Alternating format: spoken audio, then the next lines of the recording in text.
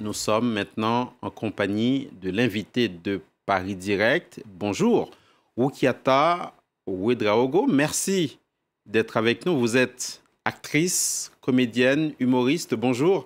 Les humoristes de France Inter vous connaissent bien. Vous êtes chroniqueuse dans l'émission Par Jupiter. Vous voilà désormais écrivaine puisque vous publiez Du miel sous les galettes, aux éditions Slatkin et compagnie, un livre aux accents autobiographiques dans lequel vous racontez le parcours d'une jeune Burkinabé et sa famille, le tout du point de vue d'un bébé, on va y revenir.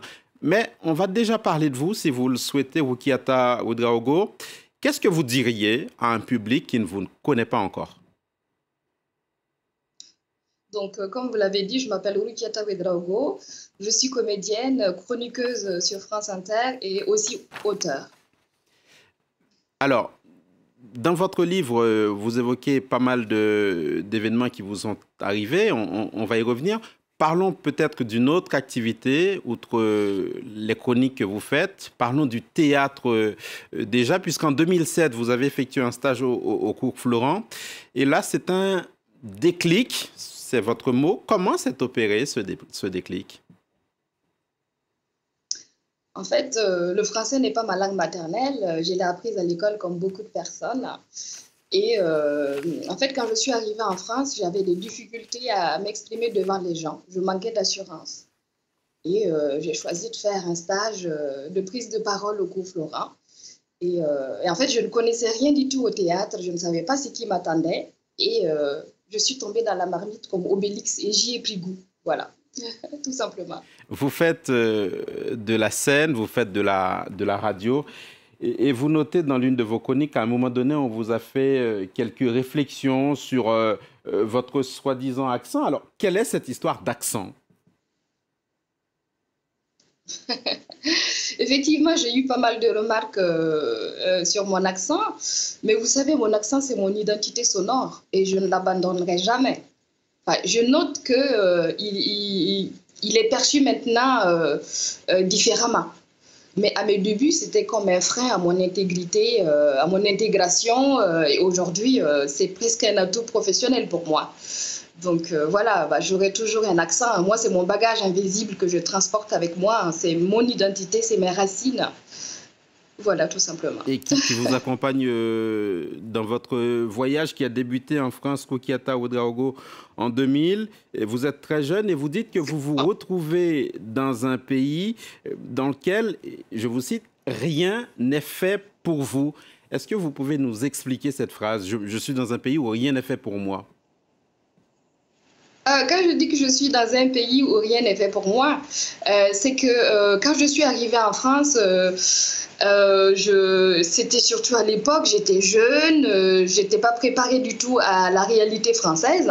J'arrivais avec ma jeunesse, mes rêves aussi, et en fait j'ai été confrontée à ce qu'on appelle au choc des cultures. Et c'était difficile pour moi en tout cas de trouver ma place. Et aujourd'hui, j'ai fait mon chemin, je me suis fait une place. Et voilà, je fais des chroniques aujourd'hui sur France Inter. J'ai mon spectacle qui est tourné dans toute la France.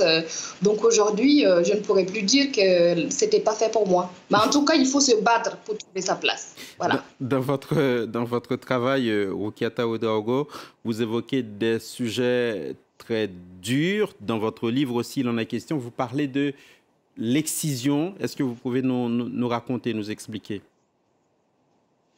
Effectivement, j'ai été excisée à l'âge de 3 ans et comme dans beaucoup de pays africains, c'est toujours la sœur ou la tante qui amène la gamine se faire exciser.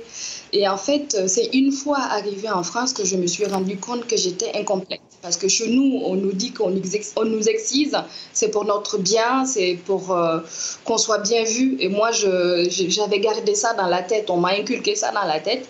Et une fois en France, je me suis rendu compte que j'étais incomplète et j'ai fait face à cette vérité-là. Et vous savez, cette vérité est comme un voile qui, en se déchirant, nous rend incapables de voir le monde tel que nous le percevions avant. Et dans ce déchirement, le voile renaît, le monde renaît en fait semblable à tout point de vue à ce qu'il était juste avant. Et pourtant, on ne le reconnaît plus. À partir de ce moment, tout avait changé en fait. Sans que rien ne soit modifié pour moi, tout avait changé. Et je me suis retrouvée face à ça. la colère, l'incompréhension, et voilà quoi. On va revenir sur votre livre Du miel sous les galettes, Rukiata Ouedraogo. C'est un D'accord. récit entraînant, haletant. On voyage en compagnie de ce petit bout de chou juché sur le dos de sa mère et qui raconte le monde comme un grand. Alors, pourquoi s'être glissé dans la peau d'un bébé pour raconter cette histoire? Alors, c'est un parti pris narratif qui permet de raconter l'histoire de la famille Sankake et d'entrelacer à ce récit une journée particulière de la narratrice devenue adulte en fait. Et c'est aussi une façon de renforcer en fait le côté fictionnel de cette histoire-là, parce que si la majorité des faits sont réels, on va dire que faire parler un bébé de 6 mois, c'est forcément prendre le parti de la fiction. Est-ce qu'on peut dire Et je de trouvais ça cette... intéressant. On comprend effectivement parce que ce bébé raconte énormément de choses, notamment une histoire d'arrestation, une comparution devant un juge d'instruction. Est-ce qu'on peut dire de cette famille Sankake qu'elle est représentative quelque peu du Burkina d'aujourd'hui? Dans sa structure et son fonctionnement, oui. Une famille nombreuse en Afrique, c'est très très courant. Une mère qui se débrouille, qui se démerde pour élever ses enfants, c'est assez courant aussi. Mais les aventures de cette famille sont particulières, hein. Heureusement que dans toutes les familles burkinabées, on ne vit pas ça. Oui, Okieta Ouedraogo. Alors, 20 ans après ce voyage qui vous a emmené en France, qu'est-ce que vous diriez finalement, puisque vous avez connu pas mal de petits boulots, vous avez été styliste, mannequin et femme de ménage aussi, même si cela n'a duré qu'une journée. Qu'est-ce que vous diriez à des jeunes qui auraient envie de s'inspirer de vous suivre? Levez-vous, imposez-vous, battez-vous et prenez votre destin en main. Merci beaucoup, Okieta Ouedraogo, Merci à vous.